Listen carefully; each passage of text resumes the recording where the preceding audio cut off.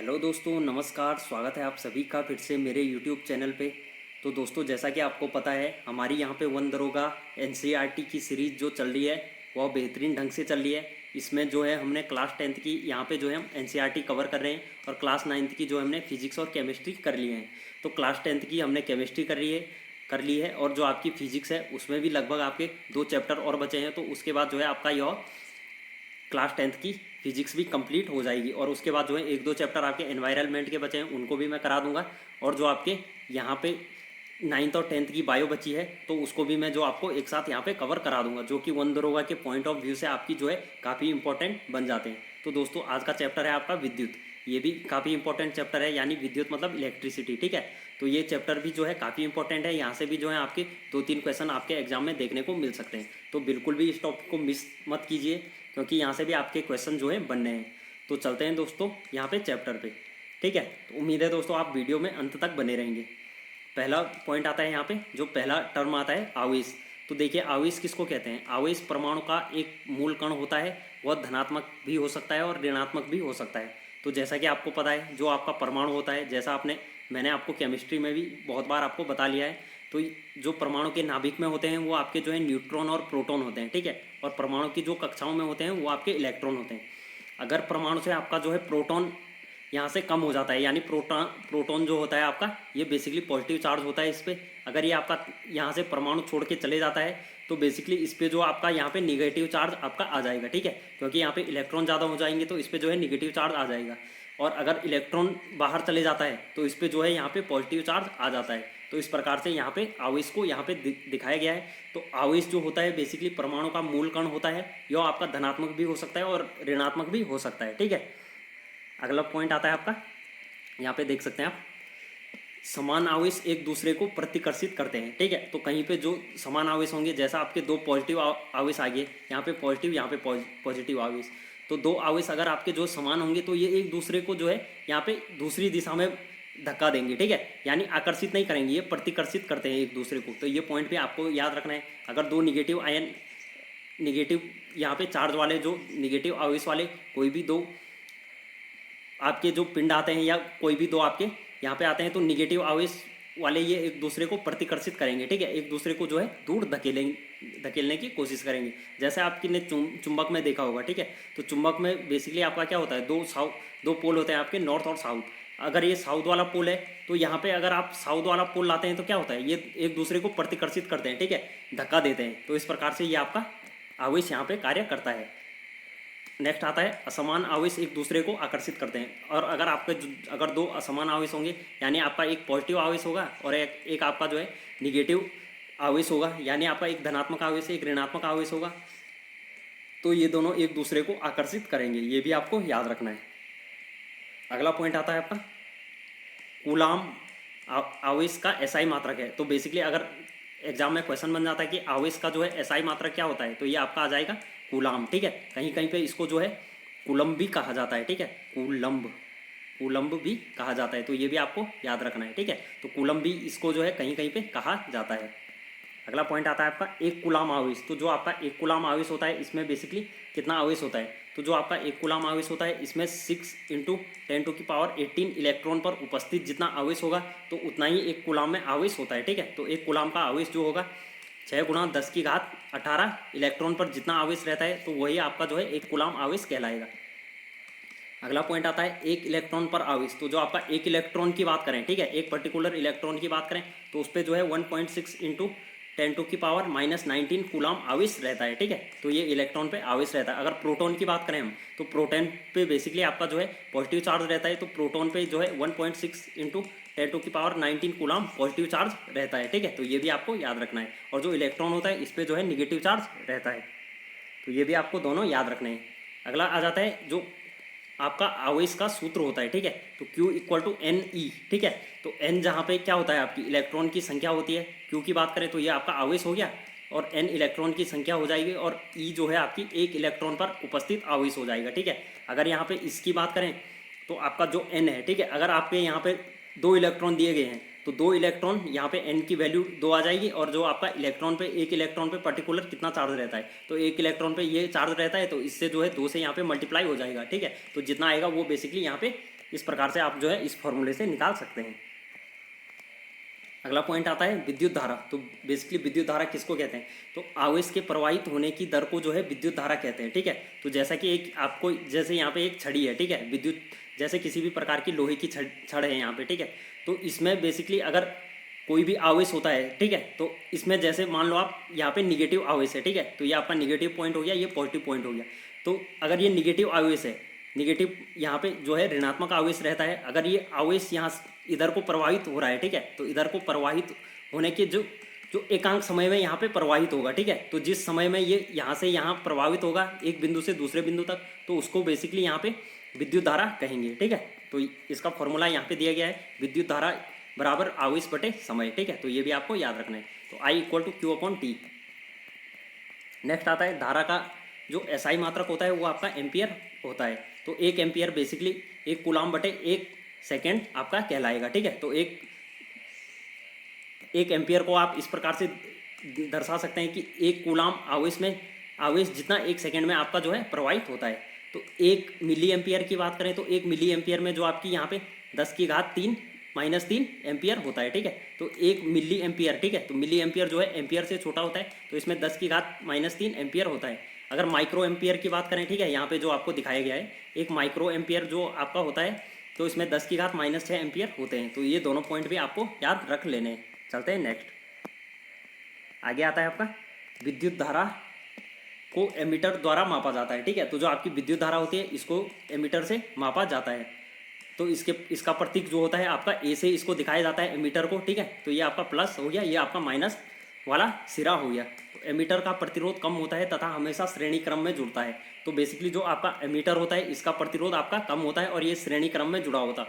तो श्रेणी क्रम की बात करें तो श्रेणी क्रम बेसिकली इस प्रकार से होता है, जैसे आपका ये एक प्रतिरोध है तो इसी के आगे आपका इस प्रकार से यह जुड़ा होगा। ठीक है, तो श्रेणी क्रम में बेसिकली श्रेणी क्रम की बात करें तो इसकी एक विशेषता ये होती है, अगर यहाँ से धारा प्रवाहित हो रही है तो इस प्रतिरोध में भी वही धारा प्रवाहित होगी और इस प्रतिरोध में भी वही धारा प्रवाहित होगी। ठीक है, तो श्रेणी क्रम को जो है हम आगे डिटेल में पढ़ने वाले हैं, तो इसको जो है वहाँ पर मैं आपके सामने डिस्कस करूँगा।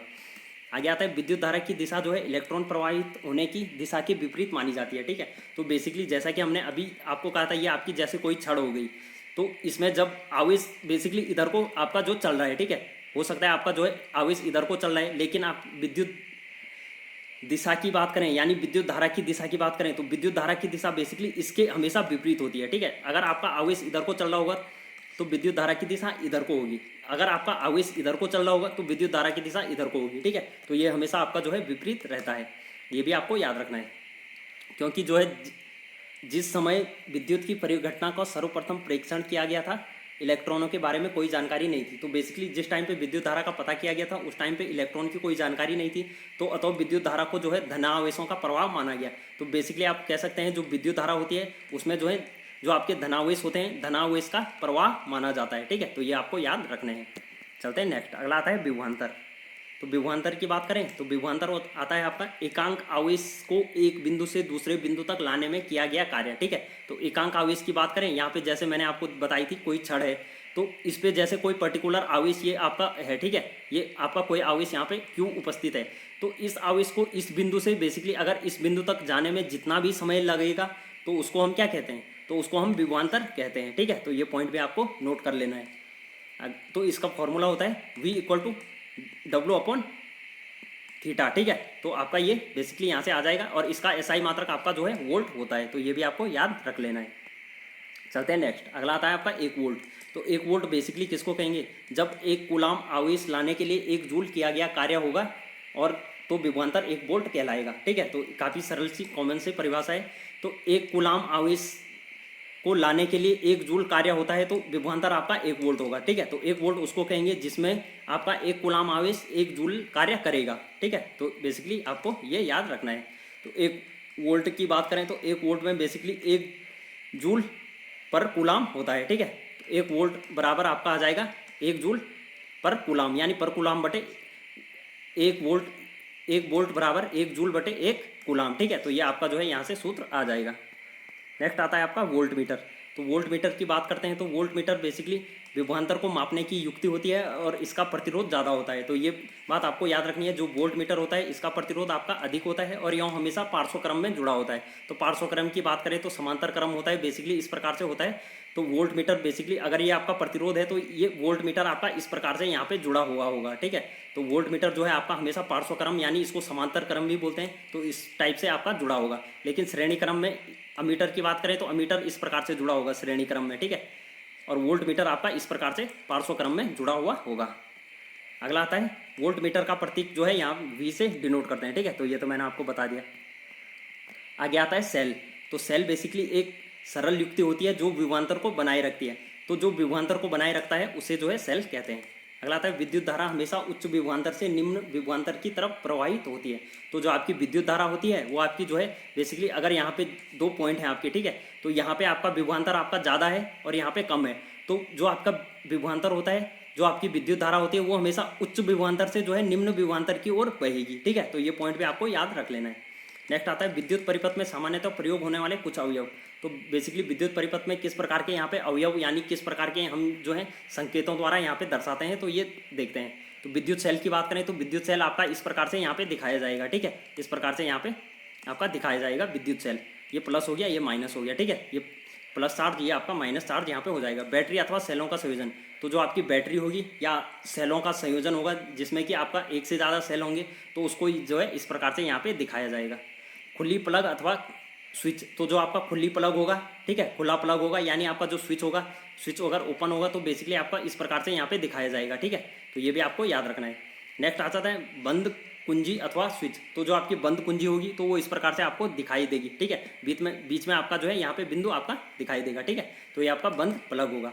अगला आता है तार संधि। तो जहाँ पे बेसिकली अगर आपके तार मिल रहे होंगे, जैसे आपके 2 तार हैं यहाँ से आ रहे हैं, तो अगर यहाँ पे कोई तार मिल रहे हैं, इनसे जो है एक इधर से अगर आपकी धारा प्रवाहित होती है इधर से इधर को, इधर से इधर, तो किसी भी तरह तो ये आपका जो है यहाँ पे इस प्रकार से आपका डिनोट किया जाएगा। तो ये देख सकते हैं आप यहाँ पे। अगला आता है बिना तार के क्रॉसिंग, ठीक है। तो बिना संधि के, जैसे कोई तार है, ठीक है, एक तार ये हो गया, एक तार ये हो गया, लेकिन अगर ये तार जो है आपके क्रॉस हो रहे हैं लेकिन आपकी जो है यहाँ पे जुड़े हुए नहीं है, तो इस प्रकार से आपको यह तार दिखाई देगा। तो इसका मतलब ये होता है कि ये तार आपस में जुड़े हुए नहीं है। नेक्स्ट आता है विद्युत बल्ब। तो विद्युत बल्ब को बेसिकली इस प्रकार से यहाँ पे दिखाया जाएगा, ठीक है। तो विद्युत बल्ब सामान्य है यहाँ पे, ठीक है, नॉर्मल सा यहाँ पे जो है चिन्ह बनाया गया है। अगला आता है प्रतिरोधक। तो प्रतिरोधक की बात करें तो प्रतिरोधक आपको इस प्रकार से यहाँ पे दिखाया जाएगा। चलते हैं नेक्स्ट। अगला पॉइंट आता है आपका परिवर्ती प्रतिरोधक अथवा धारा नियंत्रक। तो जो आपका परिवर्ती प्रतिरोधक और धारा नियंत्रक होगा उसको इस प्रकार से यहाँ पे दिखाएंगे, ठीक है। तो प्रतिरोधक पे बेसिकली यहाँ पे जो है एक तीर जैसा निशान आपका लग जाएगा, तो ये भी आपको याद रखना है। नेक्स्ट आता है एमीटर। तो एमीटर तो जैसे मैंने आपको पहले ही बता दिया, एमीटर जो है बीच में ए लिखा रहेगा और यहाँ पे प्लस माइनस चार्ज होगा, तो ये एमीटर होगा। वोल्ट मीटर भी आपको बता दिया है, यहाँ पे बीच में वी लिखा होगा और यहाँ पे प्लस माइनस चार्ज आपका होगा। आगे आता है ओम का नियम, ठीक है। तो ये काफ़ी इंपॉर्टेंट है, कई बार जो है एग्जाम में ये नियम पूछा जाता है। तो देखिए ओम का नियम किसको कहते हैं। किसी विद्युत परिपथ में धातु के तार के 2 सिरों के बीच विभवांतर जो है उसमें प्रवाहित होने वाली विद्युत धारा के समानुपाती होता है, परंतु तार का तापमान समान रहना चाहिए, ठीक है। तो कोई भी तार है उसका अगर आपका तापमान समान है यानी आपका जो है टेम्परेचर यहाँ पे एक समान होना चाहिए तार का, ठीक है। जितना टेम्परेचर यहाँ पे हो उतना टेम्परेचर यहाँ पे भी होना चाहिए। तो बेसिकली क्या होता है कि अगर इसकी बात करें तो तार के जो 2 सिरों का विभवांतर होगा, ठीक है, तो जो भी तार के 2 सिरों का बीच के विभवांतर होगा वह आपका जो है उसमें प्रवाहित होने वाली धारा के समानुपाती होता है। तो धारा की बात करें तो धारा को आई से डिनोट करते हैं, तो यह इसके जो है समानुपाती हो जाएगा, ठीक है। तो ये आपको याद रखना है, V प्रोपोर्शनल टू I। और अगर इसकी बात करें तो अगर प्रोपोर्शनल हटाएंगे तो आपका जो है R यहाँ पे आपका नियतांक आ जाएगा, तो V इक्वल टू RI आपका जो है यहाँ पे आ जाएगा। तो ये भी आपको याद रखना है, ठीक है। R एक नियतांक होता है जिसे जो है तार का प्रतिरोध कहते हैं, तो ये भी आपको यहाँ पे याद रखना है। तो यहाँ पे जो है ग्राफ आपको दिखाया गया है, विभवांतर और आपका धारा के बीच का विभवांतर ग्राफ आपको दिखाया गया है। तो इस प्रकार से आप यहाँ पे देख सकते हैं V प्रोपोर्शनल टू I, ठीक है। तो जो आपका यहाँ पे विभवांतर और धारा के बीच में यहाँ पे ग्राफ इस प्रकार से आप दिखा सकते हैं। अगला आता है प्रतिरोध। तो देखिए प्रतिरोध किसको कहते हैं। यह चालक का वह गुण है जिसके कारण वह प्रवाहित होने वाली धारा का विरोध करता है, ठीक है। तो प्रतिरोध बेसिकली वह गुण होता है जो चालक में प्रवाहित होने वाली धारा का विरोध करता है। ठीक है, तो धारा का विरोध करता है तो बेसिकली ये आपका प्रतिरोध कहलाता है। इसका एसआई मात्रक आपका ओम होता है। ठीक है, तो ये भी आपको याद रखना है, प्रतिरोध का एसआई मात्रक आपका हो जाएगा ओम। नेक्स्ट आता है 1 ओम। तो 1 ओम बेसिकली किसको बोलेंगे, जिसमें 1 वोल्ट की धारा बहेगी और 1 एम्पियर आपका जो है यहाँ पे होगा। तो देखिए, जब परिपथ में 1 एम्पियर की धारा प्रवाहित हो रही है तो विभवांतर 1 वोल्ट हो तो आपका जो है प्रतिरोध 1 ओम कहलाता है। तो ये आपको याद रखना है, जब किसी भी परिपथ में आपका जो है 1 एम्पियर की धारा प्रवाहित होगी और जो है उसका विभवांतर आपका 1 वोल्ट होता है तो वह प्रतिरोध आपका जो है 1 ओम कहलाता है। नेक्स्ट आता है धारा नियंत्रक। तो धारा नियंत्रक परिपथ में प्रतिरोध को परिवर्तन करने के लिए जिस युक्ति का उपयोग किया जाता है उसे धारा नियंत्रक कहते हैं। ठीक है, तो बेसिकली आपको ये याद रखना है कि परिपथ में प्रतिरोध को परिवर्तन करने के लिए जिस युक्ति का उपयोग होता है उसे धारा नियंत्रक कहते हैं। तो ये पॉइंट भी उम्मीद है दोस्तों आपने नोट कर लिया होगा। नेक्स्ट आता है आपका वे कारक जिन पर जो है एक चालक का प्रतिरोध निर्भर करता है। ठीक है, तो कोई भी चालक है जिसमें धारा बह रही है तो उस पर जो है प्रतिरोध यहाँ पे किस प्रकार से निर्भर करता है। पहला आता है चालक की लंबाई के समानुपाती होता है। तो जो आपकी चालक की लंबाई L होती है उसका बेसिकली ये प्रतिरोध आपका जो है समानुपाती हो जाएगा। नेक्स्ट आता है अनुप्रस्थ काट के क्षेत्रफल के व्युत्क्रमानुपाती होगा। तो जो उसका अनुप्रस्थ क्षेत्रफल का काट का क्षेत्रफल होगा उसके वहाँ पे व्युत्क्रमानुपाती हो गया। ठीक है, तापमान के समानुपाती होता है, पदार्थ की प्रकृति पर भी निर्भर करता है। ठीक है, चलते हैं आगे। आगे आ जाएगा आपका विद्युत प्रतिरोधकता। तो विद्युत प्रतिरोधकता क्या होती है इसको भी हम यहाँ पे पढ़ने वाले हैं। तो 1 मीटर भुजा वाले घन के विपरीत फलकों में से धारा गुजरने पर जो है जो प्रतिरोध उत्पन्न होता है वो आपका प्रतिरोधकता कहलाती है। ठीक है, तो बेसिकली आपको ये याद रखना है, एक मीटर भुजा वाले घन के अगर विपरीत फलकों में से धारा गुजारी जाती है तो आपका जो है जो प्रतिरोध उत्पन्न होता है वो आपका जो है प्रतिरोधकता कहलाएगी। ठीक है, काफ़ी जो है कॉमन पॉइंट है, उम्मीद है दोस्तों आपने नोट कर लिया होगा। आगे चलते हैं एसआई मात्रक। तो इसका एसआई मात्रक जो आपका ओम मीटर होता है। ठीक है, प्रतिरोधकता का प्रतिरोधकता चालक की लंबाई व अनुप्रस्थ काट के क्षेत्रफल के साथ नहीं बदलती परंतु यह तापमान के साथ परिवर्तित होती है। तो बेसिकली आपको ये याद रखना है, जो प्रतिरोधकता होती है वो तापमान के साथ परिवर्तित होती है। नेक्स्ट आ जाता है धातुओं व मिश्र धातुओं का प्रतिरोधकता परिसर। तो जो आपकी धातु होती है और जो आपकी मिश्र धातु होते हैं उनका प्रतिरोध परिसर बेसिकली 10⁻⁻8 से लेके 10⁻⁻6 ओम मीटर होता है। ठीक है, तो जो आपकी धातु होगी इसका जो है 10⁻⁻8 यहाँ पे -10⁻⁻8 जो है आपका प्रतिरोधकता हो जाएगा। और जो आपकी मिश्र धातुएं होंगी ये आपका -10⁻6 ओम मीटर आपका जो है इसका प्रतिरोध हो जाएगा।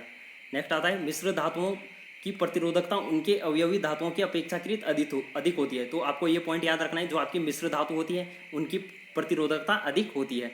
नेक्स्ट आ जाता है मिश्र धातुओं का उच्च तापमान पर शीघ्र ही उपचयन दहन नहीं होता है। तो जो आपकी मिश्र धातु होती है उनका जो है उच्च टेम्परेचर पर आपका जो है हाई टेम्परेचर होगा तो वहाँ पे जो है आपका उसका दहन नहीं होता है, अतः इसका उपयोग जो है तापन युक्तियों में होता है। ठीक है, तो जो आपकी मिश्र धातुएं होती हैं उनका उपयोग बेसिकली तापन युक्तियों में होता है, ये भी आपको याद रखना है। नेक्स्ट आता है तांबा व एल्यूमिनियम का उपयोग विद्युत संचरण के लिए किया जाता है क्योंकि उनकी प्रतिरोधकता कम होती है। ठीक है, तो जो आपके कॉपर होते हैं और एल्यूमिनियम होते हैं इनका जो है उपयोग यहाँ पे विद्युत संचरण के लिए किया जाता है। यानी आपके जो तार होते हैं, जैसे आपने तार देखा होगा, ठीक है, जो आपके बिजली के तार होते हैं तो उनमें बेसिकली आपके देखा होगा जो एल्यूमिनियम के आपके तार लगे रहते हैं। तो बेसिकली इसलिए लगे रहते हैं क्योंकि उनकी प्रतिरोधकता आपकी कम होती है। चलते हैं नेक्स्ट, अगला आता है आपका प्रतिरोधकता का श्रेणी क्रम संयोजन। तो जो आपकी प्रतिरोधकता होती है उसका बेसिकली श्रेणी क्रम से संयोजन किस प्रकार से होता है। तो जैसा कि प्रतिरोधकता को जो आपके प्रतिरोध है यहाँ पे दिखाया गया है R1 R2 R3। ठीक है, तो इस प्रकार से अगर आपका जैसे ये पहला प्रतिरोध है और इसका जो अंतिम सिरा होगा वो दूसरे प्रतिरोध का पहले सिरे से यहाँ पे जुड़ा होगा। ठीक है, और जो आपका दूसरा प्रतिरोध होगा इसका अंतिम सिरा आपका तीसरे प्रतिरोध के पहले सिरे से जुड़ा होगा। तो इस प्रकार से अगर आपका संयोजन होगा तो ये आपका जो है श्रेणी क्रम संयोजन कहलाएगा। ठीक है, तो ये आपको याद रखना है। तो एमीटर भी आपका जो है यहाँ पे श्रेणी क्रम में यहाँ पे जुड़ा हुआ है। ठीक है, इसके आगे आपका जुड़ा हुआ है, यहाँ से बेसिकली ये मोड़ दिया गया है। ठीक है, तो इस प्रकार से यहाँ पे आपका जो है बैटरी या सेल लगाई गई है, यहाँ पे आपकी कुंजी लगाई गई है, बंद कुंजी ये है, तो आपका ये बंद परिपथ यहाँ पे बनाया गया है। ठीक है, और जो ये आपका वोल्ट मीटर होता है ये आपका जो है इसमें श्रेणी क्रम से लगा हुआ है, तो ये भी आपको याद रखना है। तो श्रेणी क्रम का संयोजन बेसिकली इस प्रकार से होता है। अगला पॉइंट आता है आपका जब 2 या 3 प्रतिरोधकों को जो है एक सिरे से दूसरा सिरा मिलाकर जोड़ा जाता है तो संयोजन श्रेणी क्रम होता है। ठीक है, तो जैसे कि मैंने आपको बताया ये आपका पहला प्रतिरोध हो गया तो इसका जो अंतिम सिरा होगा वो दूसरे प्रतिरोध का पहले सिरे से आपका जुड़ा होगा। तो इस प्रकार का जो क्रम होगा उसको बेसिकली आपका श्रेणी क्रम संयोजन कहलाएगा। अगला पॉइंट आता है श्रेणी क्रम में कुल प्रभावित प्रतिरोध। तो श्रेणी क्रम में जो कुल प्रभावित प्रतिरोध होंगे उसको जो है आर एस से यहाँ पे दिखाया जाएगा और R1 R2, ठीक है। तो कुल प्रतिरोध की बात करें, जो आपका कुल प्रतिरोध होगा वो R1 plus R2 plus R3 plus R4, इस प्रकार से जितने प्रतिरोध होंगे उसका यहाँ पे प्लस करते जाएंगे, ठीक है। तो इस प्रकार से यहाँ पे होगा, कुल प्रतिरोध आपका निकल जाएगा। नेक्स्ट आता है प्रत्येक प्रतिरोधक में से समान धारा प्रभावित होती है, ठीक है। तो जो भी जैसे कि यहाँ पे आपको एक ये आपको मैं दिखा देता हूँ, ठीक है। तो ये आपका यहाँ पे बेसिकली आपका सेल लगा हुआ है या बैटरी लगी हुई है, ठीक है।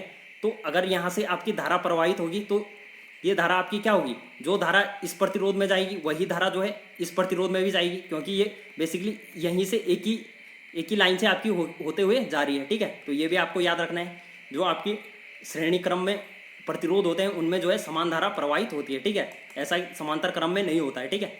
अगला आता है तथा कुल विभवांतर। तो कुल विभवांतर जो इनका होगा, जो आपका व्यष्टिगत प्रतिरोधकताओं के विभवांतर का योग होगा, ठीक है। तो कुल विभवांतर इनका जो होगा V equal to V1 plus V2 plus V3, ठीक है। तो जो भी विभवांतर होगा कुल विभवांतर वो जो है पहले का विभवांतर, पहले प्रतिरोध का विभवांतर, दूसरे प्रतिरोध का विभवांतर और तीसरे प्रतिरोध का विभवांतर के बराबर होगा। तो यहाँ पे देख सकते हैं आप, यहाँ पे आपको दिया गया है V1, ठीक है। तो V1 जो है I यहाँ पे धारा है, R1 इसका प्रतिरोध है जो आपका पहला प्रतिरोध है। दूसरा आ जाएगा आपका V2 जो आपका दूसरे वाले प्रतिरोध का विभवांतर है, और ये आपका दूसरा प्रतिरोध हो गया और ये आपकी धारा होगी, ठीक है। तो धारा तो आपको पता है यहाँ पे जो है समान धारा बह रही है, तो इसलिए धारा को यहाँ पे I से दिखाया गया है। तो इस प्रकार से ये सॉल्व करके आपको जो इस प्रकार से आपको मिलता है, ठीक है। तो IR इक्वल टू हो जाता है आपका I R1 plus R2 plus R3। तो ये भी आपका जो है इंपॉर्टेंट फॉर्मूला है, ये भी आपको याद रखना है। तो आपका जो कुल प्रतिरोध होगा यानी कुल प्रतिरोध R होगा वो आपका जो है R1 plus R2 plus R3 के योग के बराबर होगा, ठीक है। तो कुल प्रतिरोध जो होगा आपका सभी प्रतिरोधों के जोड़ के बराबर होगा। चलते हैं नेक्स्ट।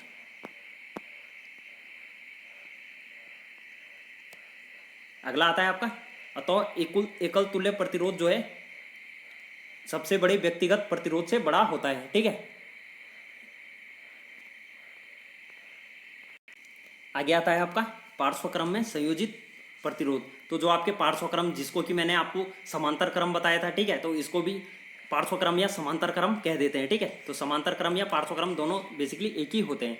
तो समांतर, जैसा कि आपको पता है समांतर किसको बोलते हैं, जैसा ये प्रतिरोध है, इसके पैरेलल में जो आपका प्रतिरोध होगा तो ये आपका समांतर क्रम यहाँ पे कहलाएगा। तो इसमें जो है बेसिकली इस प्रकार से ये जुड़ा हुआ रहता है। यहाँ पे आप देख सकते हैं, आपको दिखाया गया है, और ये आपका जो है यहाँ पे बैटरी लगी हुई है, ठीक है। तो ये आपकी कुंजी है, ये आपका जो है यहाँ पे अमीटर लगा हुआ है, और ये आपका वोल्ट मीटर यहाँ पे लगा हुआ है। तो इस प्रकार से जो आपकी संयोजित प्रतिरोधक होते हैं तो इनको बेसिकली आपका जो है पार्श्वक्रम कहा जाता है, ठीक है। तो ये भी आपको याद रखना है। पार्श्वक्रम में प्रत्येक प्रतिरोधक के सिरों पर विभवांतर उपयोग किए गए विभवांतर के बराबर होता है, तथा कुल धारा जो है प्रत्येक व्यष्टिगत प्रतिरोधक से गुजरने वाली धाराओं के योग के बराबर होता है। तो बेसिकली यहाँ पे देख सकते हैं आप, जो कुल विभवांतर होगा वो इसका अलग होगा, इसका अलग होगा, इसका अलग होगा, ठीक है। तो जो आपकी कुल धारा जारी होगी वो इसमें अलग होगी, इसमें अलग होगी, इसमें अलग होगी। जैसा कि हमने श्रेणी क्रम में देखा था, तो श्रेणी क्रम में आपने इस प्रकार से देखा, तो जो आपकी धारा इसमें प्रवाहित हो रही थी वही आपकी धारा जो है इसमें भी प्रवाहित हो रही थी, ठीक है। तो यहाँ पे ऐसा नहीं है, यहाँ पे जो है धारा अलग अलग यहाँ पे दिशा में आपकी जो है अलग अलग प्रवाहित हो रही है। तो यहाँ से आ जाता है आपका धारा, अगर आपकी कुल धारा जो होगी प्रवाहित वो आपका पहले में जितनी धारा होगी दूसरे में और तीसरे में, ठीक है। तो बेसिकली आपको ये प्लस कर देना है। अगला आ जाता है V/R, ठीक है। तो आपका जो विभवांतर होगा, विभवांतर आपका जो है सेम होगा, ठीक है, यानी आपका समान विभवांतर होगा। तो विभवांतर आपका विभवांतर अपॉन प्रतिरोध आपका जो हो जाएगा V/R1 V/R2 V/R3 आ जाएगा, ठीक है। तो ये आपका जो है यहाँ से V यहाँ से कॉमन आ जाएगा, यहाँ पे बच जाएगा 1/R1 plus 1/R2 plus 1/R3 आपका यहाँ से बच जाएगा, ठीक है। तो V कॉमन आ जाएगा, इस V से ये V कट जाएगा, तो 1/R equal to 1/R1 plus 1/R2 plus 1/R3 आ जाएगा। तो ये जो आपका टोटल प्रतिरोध आपका इस प्रकार से श्रेणी क्रम में आ जाएगा, सॉरी समांतर क्रम में आ जाएगा। लेकिन श्रेणी क्रम में क्या था आपका R equal to R1 plus R2 plus R3 आपका जो है टोटल प्रतिरोध था। तो दोनों आपको याद रखने, श्रेणी क्रम में इस प्रकार से होगा और समांतर क्रम में जो है इस प्रकार से आपका जो है कुल प्रतिरोध हो जाएगा। अगला आ जाता है प्रतिरोधों के व्युत्क्रमों के योग के बराबर होता है, ठीक है। एकल तुल्य प्रतिरोध, जो आपका एकल तुल्य प्रतिरोध होगा वह बेसिकली प्रतिरोधों के व्युत्क्रम के योग के बराबर होगा। तो यहाँ पे देख सकते हैं प्रतिरोध के व्युत्क्रम आपके दिए गए हैं, तो इस प्रकार से इसका योग के बराबर यह होता है। अगला आ जाता है श्रेणी क्रम संयोजन की तुलना में पार्श्व क्रम संयोजन के लाभ। ठीक है, तो जो आपके बेसिकली लाभदायक होती है वो आपकी पार्श्व क्रम संयोजन होती है। तो श्रेणी क्रम में जो आपके संयोजन होते हैं उसमें जो है एक अवयव अगर आपका खराब हो जाएगा तो परिपथ टूट जाएगा। तो ठीक है, तो जो इस प्रकार से आपकी श्रेणी क्रम होती है, तो इसमें अगर ये प्रतिरोध खराब हो जाएगा तो बेसिकली ये परिपथ टूट जाएगा। यहाँ से अगर आपकी धारा प्रवाहित नहीं होगी तो यहाँ पे आपकी धारा आगे को नहीं जा पाएगी। लेकिन समांतर क्रम की बात करें तो समांतर क्रम में इस प्रकार से आपको दिखाया गया था, ये आपकी यहाँ से धारा प्रवाहित हो रही है। ठीक है, तो एक इधर को जा रही है, एक आपका इधर को जा रही है और एक आपका इधर को जा रही है। तो बेसिकली अगर ये पार्ट खराब होता है तो यहाँ पे तो इधर को धारा जाएगी ही। ठीक है, तो इस प्रकार से ये आपका जो है लाभदायक होता है। नेक्स्ट आ जाता है अलग अलग अवयवों में अलग अलग धारा की जरूरत होती है। यह युग श्रेणी क्रम में उपयुक्त नहीं होता, लेकिन श्रेणी क्रम में जो है ऐसी धारा रहती है। तो ये भी आपको याद रखना है। अगला आता है पार्श्व क्रम संयोजन में प्रतिरोध कम होता है। तो जो आपका पार्श्व क्रम होता है, ठीक है, जो आपका समांतर क्रम प्रतिरोध होता है, तो इसमें बेसिकली आपका जो है प्रतिरोध आपका कम होता है। ये भी आपको याद रखना है। चलते हैं नेक्स्ट। अगला पॉइंट आता है आपका विद्युत धारा के तापीय प्रभाव। तो यहाँ पे देखते हैं यदि एक विद्युत परिपथ जो है विशुद्ध रूप से प्रतिरोधक है और जो स्रोत की ऊर्जा पूर्ण रूप से ऊष्मा के रूप में क्षयित होती है, तो इसे जो है विद्युत धारा का जो है तापीय प्रभाव कहते हैं। तो ये भी आपको याद रखना है। जो विद्युत धारा का तापीय प्रभाव होता है वह बेसिकली एक विद्युत परिपथ में जो आपका विशुद्ध रूप से प्रतिरोधक हैं, तो जो विद्युत परिपथ में आपके जो है प्रतिरोधक होंगे उनसे जो आपकी जो है ऊष्मा के रूप में आपकी जो ऊर्जा क्षयित होती है। ठीक है, तो ऊष्मा के रूप में जो आपकी ऊर्जा निकलेगी वो जो है इस विद्युत धारा का तापीय प्रभाव कहलाता है। ठीक है, तो ये भी आपको याद रखना है। अगर ऊर्जा की बात करें तो ऊर्जा बराबर आ जाएगा आपका शक्ति गुणा समय। ठीक है, तो जो आपकी ऊष्मा निकलेगी यानी ऊर्जा जो आपकी निकलेगी वो आपका जो है शक्ति यानी पावर इंटू टाइम। ठीक है, तो ये आपका हो जाएगा। तो यहाँ से एक फॉर्मूला आपका आ जाएगा, ये हीट आ गया, heat equal to P into T. ठीक है, तो ये आपका यहाँ से आ जाएगा। तो इसके बाद आपका अगर पावर की बात करें, ठीक है, तो पावर यहाँ पे वी आई जैसे कि हमने पढ़ा था वी आई, तो इसके बाद जो है यहाँ पे आई स्क्वायर आर टी आपका आ जाएगा। तो ये भी आपको जो है याद रखना है। नेक्स्ट आता है आपका तो P जो है यहाँ पे P equal to V I. ठीक है, तो P और V equal to I R यहाँ पे रखा गया है। ठीक है, तो इस प्रकार से आपका आई स्क्वायर आर टी आपका फॉर्मूला यहाँ से आ जाएगा। तो जो आपका H है यहाँ पे ये आपकी बेसिकली ऊष्मीय ऊर्जा होती है। चलते हैं नेक्स्ट। आगे आता है आपका तो उत्पन्न ऊर्जा। ठीक है, तो जो आपकी उत्पन्न ऊर्जा होगी यानी जो आपकी ऊष्मीय ऊर्जा यहाँ पे निकलेगी जिसको कि हमने तापीय प्रतिरोध कहा था, तो ये आपका जो है आई स्क्वायर आर टी के बराबर हो जाएगा। ठीक है, तो आई आपको पता है आई आपकी धारा होगी, आर आपका प्रतिरोध हो गया, टी आपका जो है समय हो जाएगा। अगला आता है जूल का विद्युत धारा का तापन नियम। तो जो आपके जूल के विद्युत धारा का तापीय नियम है उसको भी देख लेते हैं। तो इस नियम के अनुसार बेसिकली किसी प्रतिरोध में उत्पन्न ऊष्मा जो है विद्युत धारा के वर्ग के समानुपाती होती है। ठीक है, तो कोई भी प्रतिरोध है अगर इसमें जो है उत्पन्न विद्युत धारा होगी तो विद्युत धारा के वर्ग के समानुपाती हो जाएगी। ठीक है, नेक्स्ट आता है प्रतिरोध के समानुपाती होती है। तो जो आपका प्रतिरोध होगा उसके भी आपका जो ये प्रोपोर्शनल हो जाएगा। नेक्स्ट आता है विद्युत धारा के प्रवाहित होने वाले समय के समानुपाती हो जाएगी। तो विद्युत धारा जो है इसके टाइम के भी समानुपाती हो जाएगी। तो ये आपको याद रखना है। नेक्स्ट आ जाता है विद्युत धारा के नेक्स्ट तापन प्रभाव। जैसे आपके तापन प्रभाव होते हैं, जैसे आपका हीटर देखा होगा। ठीक है, तो हीटर में क्या होता है वो जो ऊर्जा होती है आपकी ऊष्मा के रूप में आपकी निकलती है। ठीक है, तो हीटर गर्म होता है, बेसिकली आपका प्रेस हो गया तो ये बेसिकली गर्म होते हैं। तो इनमें जो है वांछनीय यह होता है। ठीक है, तापन प्रभाव आपका जो है इनमें दिखता है, लेकिन कंप्यूटर मोबाइल की बात करें तो इनमें आपका बेसिकली तापन प्रभाव नहीं होता है। नेक्स्ट आता है आपका विद्युत बल्ब के अधिकांश शक्ति जो है ऊष्मा के रूप में प्रकट होती है। तो जो आपके घरों में विद्युत बल्ब वगैरह लगे हैं तो उसमें बेसिकली जो शक्ति रहती है वो आपकी देखा होगा आपने, अगर विद्युत बल्ब को अगर आपने जलाया है, ठीक है, तो वो आपका अगर आप उस पर हाथ लगाएंगे तो क्या होगा, वहाँ पे जो है बहुत ज़्यादा गर्म हुआ रहता है। बेसिकली उसमें जो है ऊष्मीय ऊर्जा वहाँ पे निकलती है, ऊष्मा के रूप में ऊर्जा निकल ली है, तथा कुछ भाग जो है प्रकाश के रूप में उत्सर्जित हो जाता है और कुछ भाग जो है आपका प्रकाश के रूप में वहाँ पे उत्सर्जित हो जाता है। तो ये भी आपको याद रखना है। जो विद्युत बल्ब होते हैं उसमें आपकी एक ऊर्जा तो आपकी प्रकाश के रूप में उत्सर्जित होती है और दूसरी आपकी ऊष्मा के रूप में यहाँ पे उत्सर्जित ऊष्मा के रूप में आपको प्रकट होती है। तो विद्युत बल्ब का तंतु जो होता है आपका टंगस्टन का बना होता है। ठीक है, ये भी कई बार एग्जाम में आ जाता है कि जो आपका विद्युत बल्ब होता है वो आपका जो है उसका तंतु किससे बना होता है, तो ये आ जाएगा आपका टंगस्टन। ठीक है, तो यह जो है उच्च ताप पर उपचयित नहीं होता है। तो जो आपका टंगस्टन होता है यह आपका उच्च ताप झेलने की इसमें क्षमता होती है। ठीक है, उच्च ताप पर यह जलता नहीं है। ठीक है, इसका दहन नहीं होता है। नेक्स्ट आ जाता है इसका गलनांक आपका जो है 3380 डिग्री सेंटीग्रेड होता है, ठीक है। तो जो आपका टंगस्टन होता है इसका जो है यहाँ पे गलनांक पॉइंट, यानी ये आपका जब इसका टेम्परेचर जो है 3380 डिग्री सेंटीग्रेड हो जाएगा तभी ये गलेगा, ठीक है। तो इतना टेम्परेचर बेसिकली आपका होता नहीं है। नेक्स्ट आ जाता है बल्बों में रासायनिक दृष्टि से अक्रिया नाइट्रोजन और आर्गन गैसें भरी जाती है जिन्हें जो है तंतु की आयु में वृद्धि हो जाती है। तो बेसिकली आपने देखा होगा जो आपके विद्युत बल्ब रहते हैं उनमें जो है आपकी या तो नाइट्रोजन गैस रहती है या तो आपकी आर्गन गैस रहती है, ठीक है। तो इनको बेसिकली अक्रिय गैस कहते हैं, ठीक है। नोवल गैस भी इनको कहते हैं। तो एग्जाम में ये भी क्वेश्चन आ जाता है कि जो विद्युत बल्ब होते हैं उनमें बेसिकली कौन सी गैस भरी जाती है, तो आंसर आ जाएगा आपका जो है अक्रिय गैस है। तो अगर आपका वहाँ पे नाम आ जाता है, आर्गन आ जाता है या नाइट्रोजन आ जाता है, तो उस पर आपको जो है टिक कर लेना है। नेक्स्ट आ जाता है आपका विद्युत शक्ति। तो विद्युत शक्ति की बात करें तो ऊर्जा के उपभुक्त होने की दर को जो है विद्युत शक्ति कहते हैं। तो बेसिकली जो आपकी ऊर्जा के क्षय होने की दर होती है, यानी ऊर्जा के जो ह्रास होने की दर है, उसको बेसिकली आपका शक्ति कहते हैं।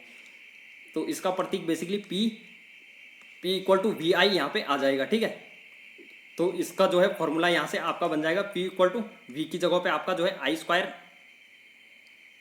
R आ जाएगा। तो यहाँ से जो है आपका फॉर्मूला V² अपॉन R आपका बन जाएगा, ठीक है। तो विद्युत शक्ति का फॉर्मूला आपका बन जाएगा V² अपॉन R। तो ये आपका जो है विद्युत शक्ति का फॉर्मूला बन जाएगा। और जो है आपको पता है शक्ति का SI मात्रक आपका वाट होता है, ठीक है। और अगर बड़ी शक्ति की बात करें, ठीक है, जैसे आपने देखा होगा कई बार जो है जो बड़े बड़े आपके प्लांट वगैरह होते हैं, हाइड्रो प्लांट वगैरह, तो वहाँ पे जो है किलोवाट में आपकी शक्ति वहाँ पे दर्शाई जाती है। तो बेसिकली इसका बड़ा मात्रक जो आपका किलोवाट घंटा होता है, ठीक है। तो ऊर्जा का व्यवहारिक मात्रक अगर बात करें तो आपका जो है किलोवाट घंटा होता है और SI मात्रक आपका वाट होता है। तो ये दोनों पॉइंट आपको याद रखने हैं, ठीक है। अलग अलग पॉइंट है, आपको ये याद रखने हैं। अगला आता है 1 किलोवाट। तो 1 किलोवाट की बात करें तो 1 किलोवाट में आपका जो है 3.6 × 10⁶ जूल आपके होते हैं। तो ये भी आपको याद रखना है। नेक्स्ट आता है 1 किलोवाट घंटा विद्युत ऊर्जा की 1 यूनिट। तो बेसिकली एक विद्युत ऊर्जा की 1 यूनिट आपकी क्या होगी, तो 1 यूनिट आपकी जो है 1 किलोवाट घंटा होगी। तो 1 किलोवाट घंटा में जो आपकी 3.6 × 10⁶ जूल आपकी ऊर्जा होगी, ठीक है। तो ये भी आपको याद रखना है। तो दोस्तों ये इलेक्ट्रिसिटी वाला चैप्टर आपका यहाँ पे खत्म होता है। उम्मीद है दोस्तों आपने पूरा चैप्टर देखा होगा। अगर चैनल पे नए हो तो यार वीडियो को लाइक कर दो, शेयर कर दो अपने दोस्तों के साथ जिनको ज़रूरत है, और चैनल पे नए हैं तो सब्सक्राइब कर दो। यहाँ पे मैं आपको कुछ क्वेश्चन दिखा देता हूँ।